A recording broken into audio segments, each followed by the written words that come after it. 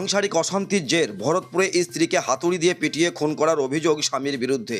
ঘরের মধ্যে পড়ে রয়েছে স্ত্রীর রক্তাক্ত দেহ, আর দেহের পাশে বালিশের উপর রাখা আছে খুনে ব্যবহৃত হাতুড়ি। অভিযুক্ত স্বামী পলাতক।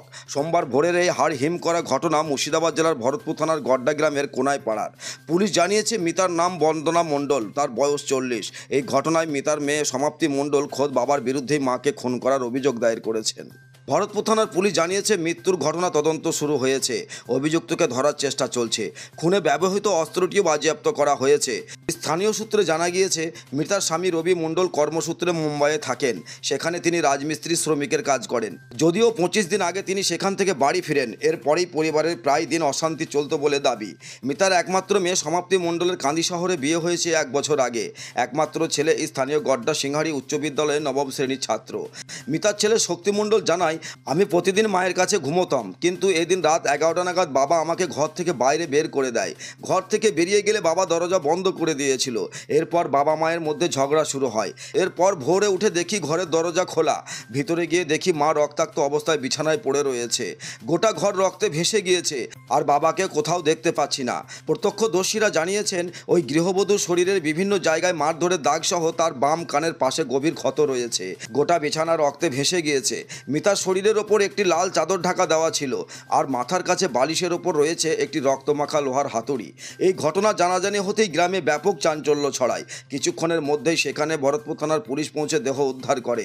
মিতার স্বামীর মোবাইলে কল করা হলেও সেটি সুইচ বন্ধ করা ছিল।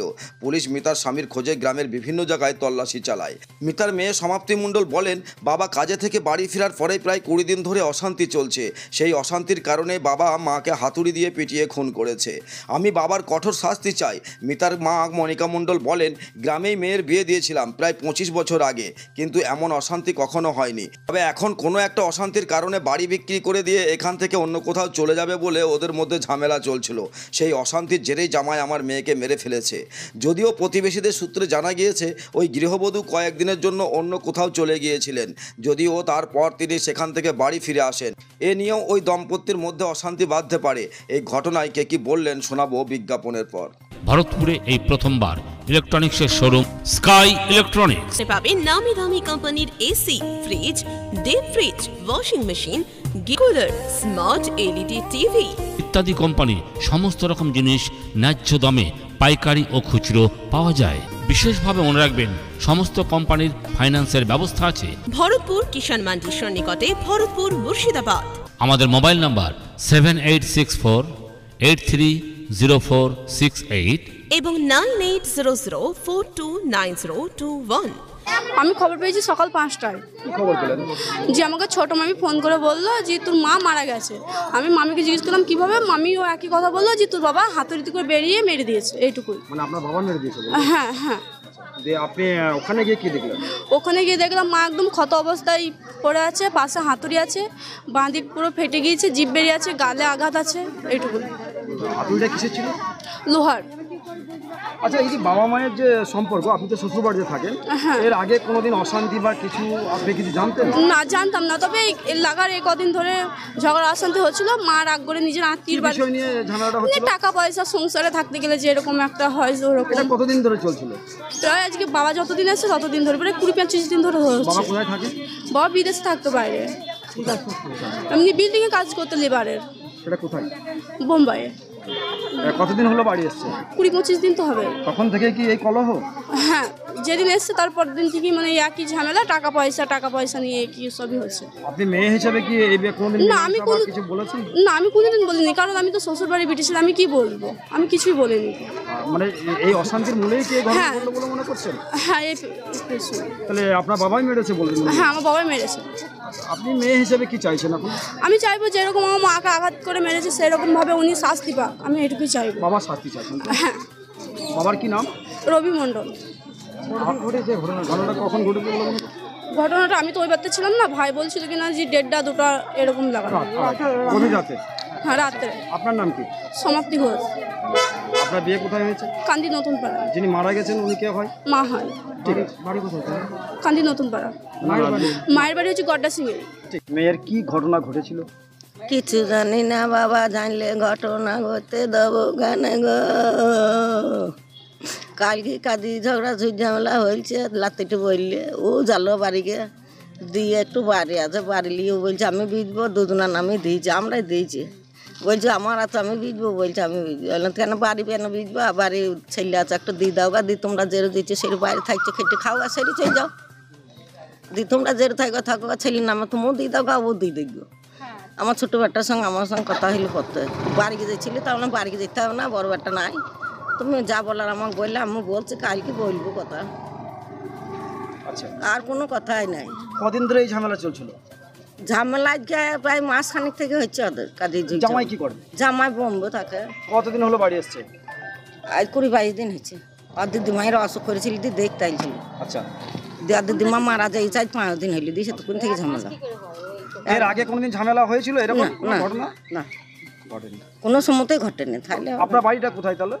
আমাদের বাড়ি এই থেকে এই থেকে 3টি বাড়ি পর আমার বাড়ি একই গ্রামে। একই গ্রামে তাহলে আপনি কিভাবে খবরটা পেলেন?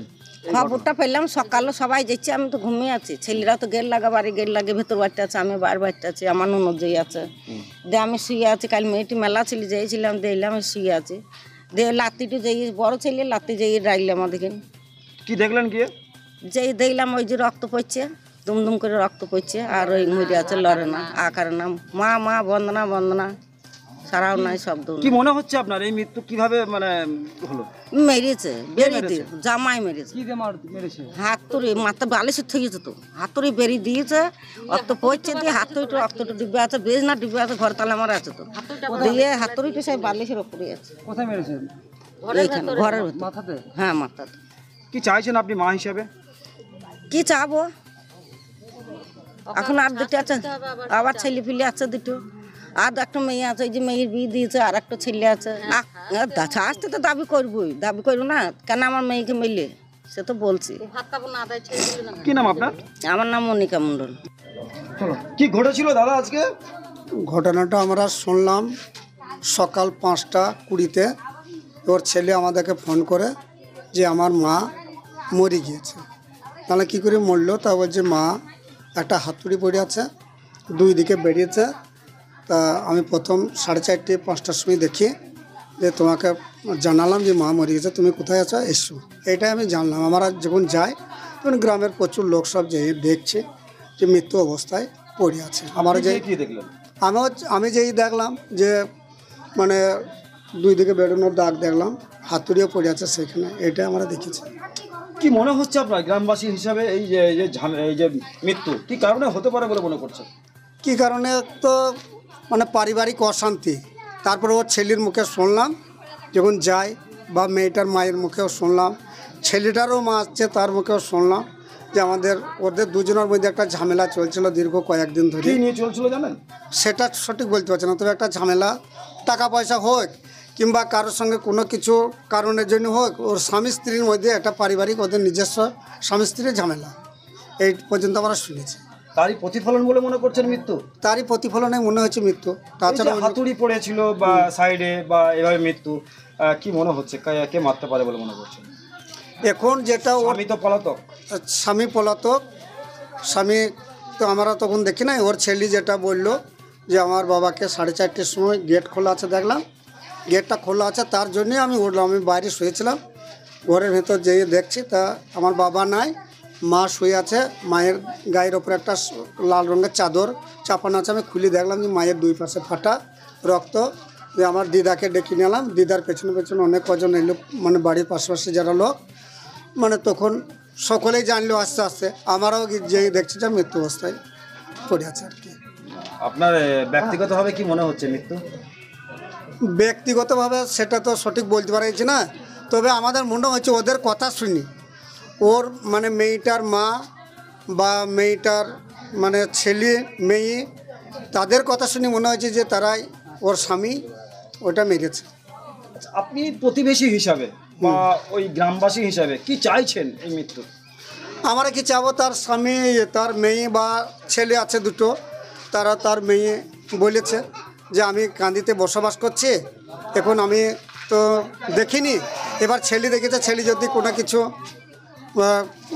মানে করে তবে। আর আমরা চাচ্ছি যে একটা তো নিজের হাতে আইন তুলে নিতে পারে না, যাই হোক সে ভুল করেছে, নিজের হাতে যদি বা কোনো কিছু মেয়ে বড় ধরনের দোষ করলেও নিজের হাতে আইন তুলে নিতে পারে না। এবার প্রশাসনিকভাবে যা শাস্তি দেওয়া দরকার সে প্রশাসন দেখবে, সেটা ক্ষতি দেখবে। কি নাম আপনার? আমার নাম আতাহার মোল্লা। আপনি কে? ওই গ্রামের আমি একজন বাসিন্দা। আনন্দ সংবাদ। আনন্দ সংবাদ উৎসবে উপহারে নিত্য প্রয়োজনে আপনাদের সেবায় নিয়োজিত বিশ্বস্ত বস্ত্র প্রতিষ্ঠান দিশা টেক্সটাইল। পোশাকের জগতে বিপুল সম্ভার নিয়ে হাজির হয়েছে দিশা টেক্সটাইল। কেনাকাটার উপর রয়েছে বিশেষ ছাড়। এখানে পাবেন নামি দামি কোম্পানির shirting, suiting, sari, jeans pant, churidar piece, T shirt সহ রেডিমেড পোশাকের বিপুল সম্ভার। যোগাযোগ নম্বর 6291642488 এবং 7427913100।